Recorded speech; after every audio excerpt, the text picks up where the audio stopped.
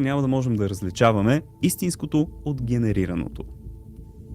Погроми в Париж заради ислямофобията, а в Хамбург вече искат халифат.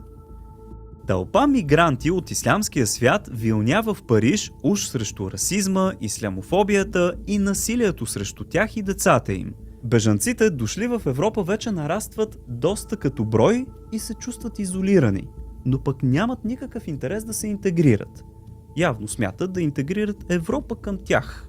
Статистиката сочи, че точно хората, които смятат себе си за онеправдани, са най-честите извършители на престъпления, като предпочитат умишлените посегателства срещу личността, кражбите и търговията с наркотици и оръжие.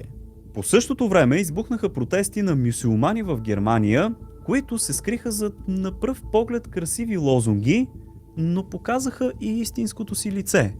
Хиляди от тях маршируваха в Хамбург през последния уикенд на април, призовавайки за превръщането на Германия в ислямска страна и издигнаха плакати "Халифатът е решението". Те скандираха "Аллах е велик" и носиха залети с боя вестници, разкриващи престъпленията на ислямската общност в Германия. Пещерата на смъртта.